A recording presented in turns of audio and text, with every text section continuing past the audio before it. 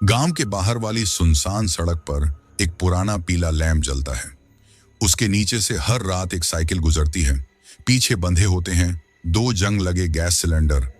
उस साइकिल पर सवार होता है एक मरियल, हड्डियों से झांकता इंसान, या शायद अब इंसान नहीं रहा।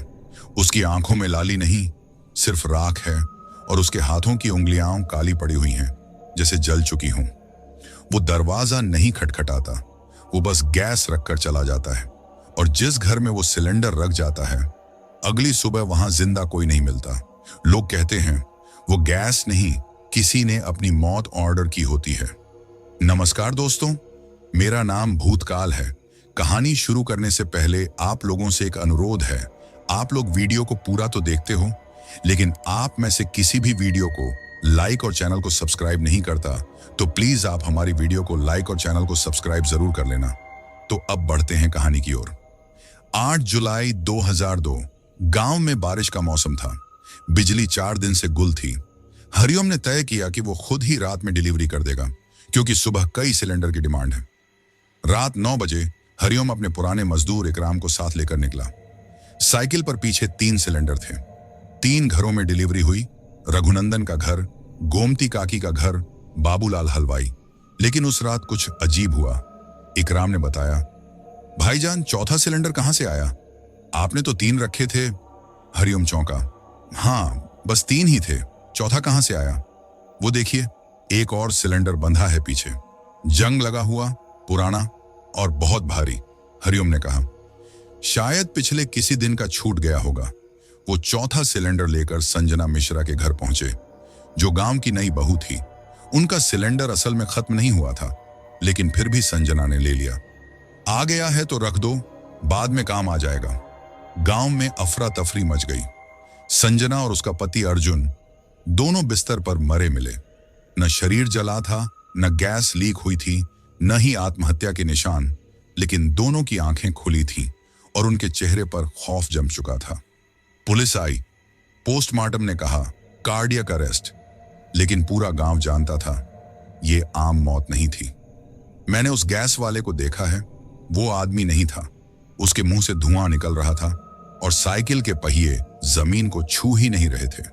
लोग हंसे, लेकिन एक हफ्ते में ऐसी 3 और मौतें हुई। हर बार वही सिलेंडर, वही समय, वही ढंग। हर बार हरिओम को लगता, मैंने तो ये सिलेंडर साथ रखा ही नहीं था। वो गैस की डिलीवरी बंद करना चाहता था, लेकिन उसे हर रात लगता, कोई दरवाजे पर है। थक थक थक, गैस ले लो, मौत तैयार है। संजना मिश्रा और उसके पति की रहस्यमयी मौत के बाद हरिओम का दिल घबराने लगा था। वो अपने घर के बरामदे में देर तक बैठा रहता, बार बार अपने गैस गोदाम को देखता, कहीं कोई और सिलेंडर तो नहीं रख गया। हर बार जब वो गिनती करता, एक सिलेंडर ज्यादा निकलता था। मैंने तो 17 रखे थे, ये 18वां कहां से आया? क्या कोई मजाक कर रहा है, या ये वही है? 10 जुलाई 2002 रात 11:47 पर गांव में अचानक तेज हवा चलने लगी। बिजली 2 दिन से थी नहीं। अंधेरा और भी घना हो गया। हरिओम सोने की कोशिश कर ही रहा था कि दरवाजे पर दस्तक हुई। थक थक थक, इतनी रात को कौन होगा? सुधा उठी। कोई मत खोलना, हरिओम ने कहा, लेकिन दरवाजा अपने आप खुल गया। सामने कोई नहीं था, सिर्फ एक पुराना सिलेंडर पड़ा था, वहीं चौखट के पास। हरिओम ने जैसे ही उस सिलेंडर को छुआ, उसके हाथों में झंझनाहट दौड़ गई। उसने सुधा से कहा, इसमें से कोई गैस नहीं, एक अजीब सी, जैसे किसी जले हुए मांस की बदबू आ रही है। उन्होंने उसे बाहर ही छोड़ दिया। हरिओम का बेटा गुड्डू 17 वर्ष बाइक पर सवारी का शौकीन था। सुबह जब हरिओम और सुधा सोकर उठे, देखा कि वो सिलेंडर गायब है। गुड्डू भी घर में नहीं था। गांव के बच्चे जब खेलने निकले तो देखा गुड्डू का शव कुएं में उल्टा लटका था। गर्दन टूटी हुई और शरीर काला पड़ा था, जैसे धुएं से जल गया हो। पैरों में गैस सिलेंडर की चेन लिपटी हुई थी। 3 मौतें उसके हाथों से हो चुकी थीं। संजना अर्जुन अब उसका खुद का बेटा, लेकिन उसने तो किसी को जहर नहीं दिया। उसने तो बस गैस सिलेंडर बांटे थे। तो फिर ये सिलेंडर आते कहां से हैं? कौन रख जाता है? गुड्डू की अंतिम क्रिया में जब सब गांव वाले इकट्ठा हुए, मक्खन पंडित वहीं बैठा कुछ बुदबुदा रहा था। ये सिलेंडर 18 साल बाद फिर आए हैं। पहले भी ऐसा हुआ था, पर किसी ने मेरी बात नहीं मानी। अब जो बचा है वो भी जल जाएगा। मक्खन ने नीचे से एक फटी डायरी निकाली। सन 1984 एक डिलीवरी बॉय था, नाम था नजरुल खान। गांव में गैस सिलेंडर सप्लाई करता था। एक रात 3 लोगों ने उसके साथ मजाक किया, नकली ऑर्डर के बहाने उसे बुलाया और वहां उसे जिंदा जला दिया। क्यों? क्योंकि वो मुस्लिम था।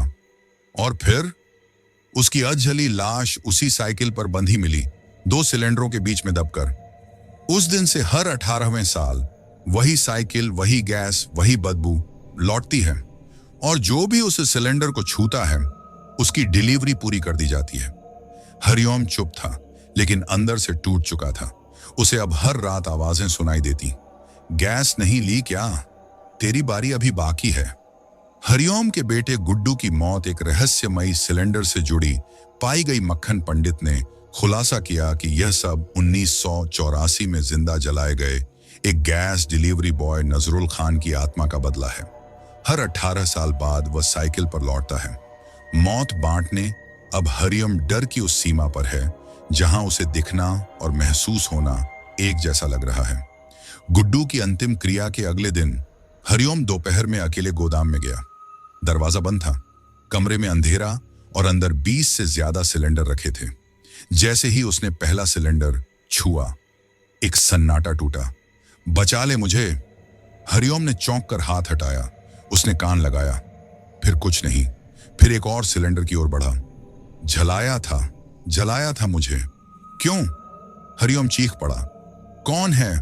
कोई जवाब नहीं, सिर्फ चेन की खड़खड़ाहट और लोहे की घिसी आवाजें। हरिओम बाहर भागना चाहता था, लेकिन गोदाम का दरवाजा अपने आप भीतर से बंद हो गया। चारों ओर अंधेरा, एक एक कर सभी सिलेंडरों से आवाजें आने लगी, जैसे अंदर कोई छटपटा रहा हो। हम नहीं जलाए थे, हम बस डिलीवरी कर रहे थे। हमें क्यों मारा? हरिओम बौखला गया। दीवारें पसीने से गीली थीं। सिलेंडरों के चारों ओर धुआं भरने लगा। धुएं के बीच एक परछाई बनी। धीरे धीरे वो साइकिल चलाता हुआ आया, पर साइकिल के पहिए जमीन से 2 इंच ऊपर थे। उसके हाथ काले और जले हुए, चेहरे पर आधी खाल गायब, आंखों की जगह जलती हुई लाल लपटें। उसने कहा, तू ही था ना जिसने बोला था अबे मुसलमान है, पेट्रोल डालो इसके ऊपर। हरिओम कांप गया।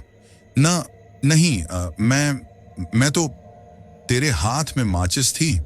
अब मैं तुझे वहीं आग देने आया हूं। गैस वाले ने एक सिलेंडर उठाया, उसे खोला और वहां से कोई गैस नहीं, काले धुएं में लिपटी एक जलती आत्मा निकली जिसने हरिओम को जकड़ लिया।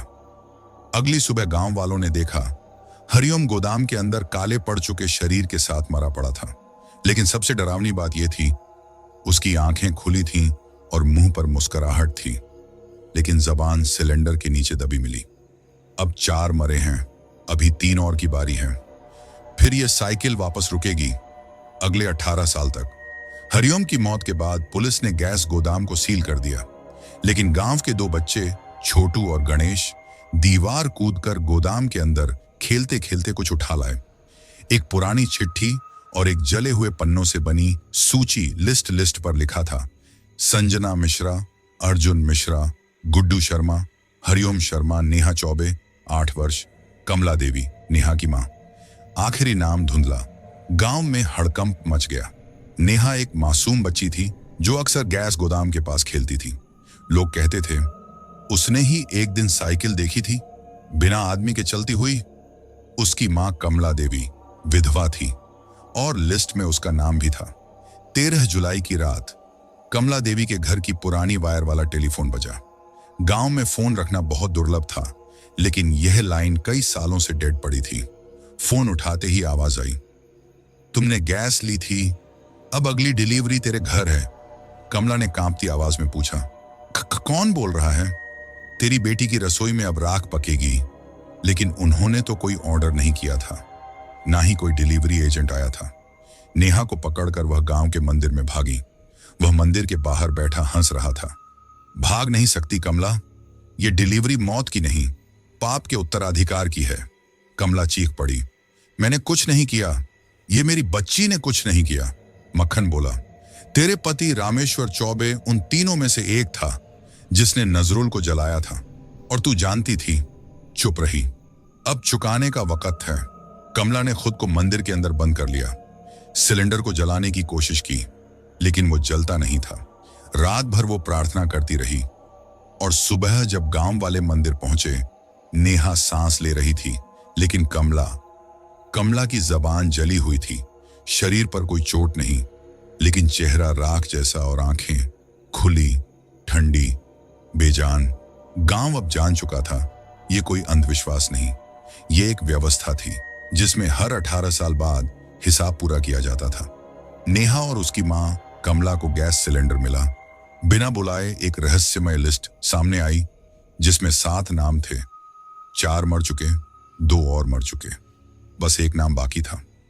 मक्खन पंडित ने बताया कि ये मौतें 1984 में जिंदा जलाए गए gas delivery boy Nazrul Khan की आत्मा का बदला है।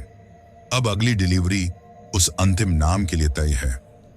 कमला की मौत के बाद मक्खन पंडित ने हरिओम के पुराने दस्तावेजों को खंगाला।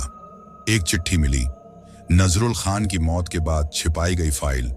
तीसरा आदमी पंकज तिवारी, उस वक्त 20 साल, अब 38 साल बीत चुके थे। पंकज तिवारी आज भी गांव में ही था, लोगों को खेती के ट्रैक्टर किराए पर देता था। अमीर, घमंडी और पूरी कहानी से बेखबर, या शायद अनजान नहीं, बस बेशर्म। लोग विस्पर करने लगे, अरे यही था जो उस रात नजरुल को खींचकर चबूतरे तक ले गया था। इसी ने बोला था ये मुसलमानों का गांव नहीं है। अब इसकी बारी है। पंकज अपने ट्रैक्टर गैराज में अकेला बैठा शराब पी रहा था। अचानक गैरेज की लाइट बंद हो गई। फिर वही आवाज, थक थक थक। दरवाजे के बाहर कोई खड़ा था। वो चिल्लाया, कौन है बे, साले डराओ मत। दरवाजा खोला, कोई नहीं, लेकिन एक गैस सिलेंडर रखा था, साइकिल की चेन से बंधा हुआ। जैसे ही पंकज ने सिलेंडर हाथ में लिया, उसके ऊपर से एक लाल आग जैसी परछाई फूटी। वहीं से नजरुल की आत्मा निकली। उसकी आंखें राख से भरी, चेहरा आधा जल चुका, शरीर झुलसा हुआ। उसने पंकज की ओर देखा और कहा, तेरे मुंह से निकले हर शब्द ने मुझे जलाया। अब मैं तेरा शरीर नहीं, तेरी आत्मा जलाने आया हूं। पंकज का शरीर दीवार से टकराता रहा, लेकिन चीख नहीं निकली, क्योंकि उसकी जबान जल चुकी थी। सुबह उसके शरीर की राख मिली। सिलेंडर अब भी चुपचाप रखा था। अब 7 नाम पूरे हो चुके थे। गांव में डर खत्म हुआ नहीं था, बस थोड़ा शांत हो गया था। मक्खन ने कहा, अब 18 साल शांति रहेगी, फिर नजरुल की साइकिल लौटेगी। हर सिलेंडर अपने आप उन घरों में कैसे पहुंचा? कोई डिलीवरी एजेंट नहीं, कोई आवाज नहीं। फिर मक्खन और 2 गांव वाले तह में घुसे। वहां एक पुराना कमरा था, जिसमें 1984 की गैस कंपनी के पुराने सिलेंडर रखे थे। हर सिलेंडर के ऊपर खून के छींटे जमे थे। दीवार पर कोयले से लिखा था, जिसने मुझे जलाया, मैंने उसके नाम याद रखे हैं, और ये सिलेंडर कभी खाली नहीं होंगे। गांव वालों ने गोदाम को तोड़ दिया। मक्खन पंडित कुछ दिनों बाद चल बसा। लोगों ने फिर से गैस सिलेंडर मंगवाना शुरू किया, लेकिन 2025 में एक नए लड़के रिजवान को वहां नौकरी दी गई, गैस डिलीवरी बॉय की। और जैसे ही उसने पहली डिलीवरी की साइकिल उठाई, साइकिल की चेन अपने आप बंध गई और पिछला एक सिलेंडर हिलने लगा। गैस सिलेंडर से हो रही रहस्यमयी मौतों की लिस्ट पूरी हो गई। 7 नाम, 7 डिलीवरी, 7 मौतें। गांव वालों ने सोचा कि अब नजरुल की आत्मा को शांति मिल गई, लेकिन फिर 2025 में एक नई डिलीवरी बॉय रिजवान को वही पुरानी साइकिल मिली, जिस पर नजरुल 1984 में जलाया गया था।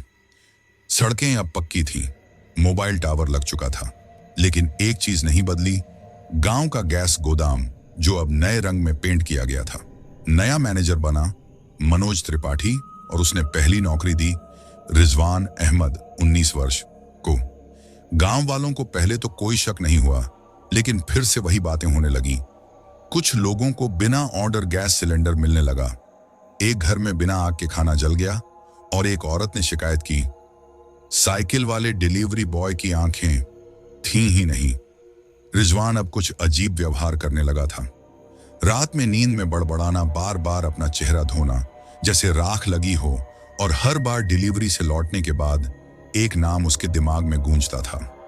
15 अगस्त 2025। गोविंद महतो का पूरा परिवार जलकर मर गया। बिना आग के सिर्फ गैस की बू और दरवाजे के पास पड़ा वही पुराना सिलेंडर। रिजवान को एक रात सपना आता है, वही चबूतरा, वही आग, वही साइकिल और उसके सामने जलता हुआ नजरुल, जो उससे कहता है, मुझे तुमसे नफरत नहीं है, मुझे तुमसे उम्मीद है, मैं तो चला जाऊंगा पर मेरी जगह कोई और ले। रिजवान उठता है, उसके हाथ काले राख से सने होते हैं, लेकिन वो जला नहीं, वो चुन लिया गया है। रिजवान समझता है कि अब वही डिलीवरी करेगा, पर मौत की नहीं, इंसाफ की। उसने पुराने रिकॉर्ड खंगाले। जिन 7 लोगों की मौत हुई थी, उनके परिवारों ने नजरुल के खिलाफ झूठी शिकायत की थी। उन्हें समाज से काटा गया था और फिर भी नजरुल हर डिलीवरी समय पर करता रहा, आखिरी दिन तक। रिजवान ने एक रात साइकिल उठाई, पीछे वहीं 2 जले हुए सिलेंडर, लेकिन अब वे गर्म नहीं थे। वो उन्हीं 7 परिवारों के बचे हुए नौजवानों के घर गया और एक एक कर सिलेंडर नहीं, सच्चाई की चिट्ठी दी। जिसे तुम भूत समझे, वो इंसान था। जिसे तुमने जलाया, उसने तुम्हारे लिए काम किया। और जिसे तुम डर कहते हो, वो सिर्फ याद है। जो जले थे, अब वो तुम्हें जलाना नहीं, तुम्हें बदलना चाहते हैं। गोदाम के एक कोने में एक पुरानी टूटी साइकिल रखी है, जिसकी चेन अब नहीं हिलती, जिस पर 2 जले हुए सिलेंडर जंग खा चुके हैं, लेकिन पास में एक कागज टंगा है। अगर फिर नफरत की आग जलाई गई तो मैं लौटूंगा। इस बार गैस नहीं, तूफान लाऊंगा। नजरुल खान रिजवान अब एक सामाजिक कार्यकर्ता है। वो बच्चों को सिखाता है कि धर्म से पहले इंसानियत होती है। लेकिन हर रात जब हवा बहती है, तो गोदाम के कोने से चेन की धीमी आवाज अब भी आती है। गांव नीलगंज पथरीपुर से करीब 8 किलोमीटर दूर था। पथरीपुर में जो हुआ, वो नीलगंज वालों ने सिर्फ अफवाह समझा। गैस सिलेंडर में भूत, साइकिल पर आत्मा। हमारे यहां ऐसा कुछ नहीं होता। लेकिन 18 जुलाई 2025 रिजवान अब नई एजेंसी से जुड़ चुका था। उस दिन उसे सिर्फ 2 डिलीवरी करनी थी, लेकिन गैस गोदाम के एक पुराने कोने से एक रजिस्टर अचानक गिर पड़ा। रजिस्टर में एक पेज था, जहां पेंसिल से लिखा था, नीलगंज श्रीमती सरला देवी, 1 सिलेंडर, रुपये 0। रिजवान चौंका। ये ऑर्डर तो रिकॉर्ड में नहीं है, लेकिन जैसे किसी अदृश्य शक्ति ने उसकी उंगलियां साइकिल की चेन पर रख दी, वो चुपचाप नीलगंज निकल पड़ा। एक विधवा गांव के बाहर वाले मकान में अकेली रहती थी। बड़े बेटे की मौत के बाद छोटे बेटे प्रकाश ने उन्हें छोड़ दिया था। घर टूटा फूटा लेकिन साफ। रिजवान दरवाजे पर पहुंचा। सरला देवी बाहर आई। बेटा, मैंने तो गैस नहीं मंगाई। रिजवान कुछ बोलने ही वाला था कि घर के अंदर से एक और आवाज आई, ले लो मां, अब समय आ गया है। रिजवान ने जब घर के अंदर झांका, एक पुराना फोटो दिखा। 3 नौजवान, 1 साइकिल, 2 सिलेंडर और वही जगह, 1984 का वही चबूतरा। सरला देवी की आंखें भर आईं। एक गलती थी बेटा, उस रात मेरे बेटे प्रकाश ने भी ईंट से मारा था नजरुल को। मैंने सब देखा पर चुप रही। वही सिलेंडर, बिना खोले उसे राख जैसी बदबू निकलने लगी। कमरा ठंडा हो गया और फोटो से एक चेहरा गायब हो गया। सरला कांप गई, फर्श पर गिर पड़ी। रिजवान भागा नहीं, उसने सरला का हाथ थामा और बोला, आप डरिए मत, इस बार डिलीवरी पूरी नहीं होगी, मैं रोकूंगा। तभी सरला देवी ने एक माला निकाली। ये वही माला है जो मैं नजरुल को उस रात देना चाहती थी। जब वो मर रहा था, मैं चुपचाप खिड़की से देखती रही। रिजवान ने माला सिलेंडर पर रखी।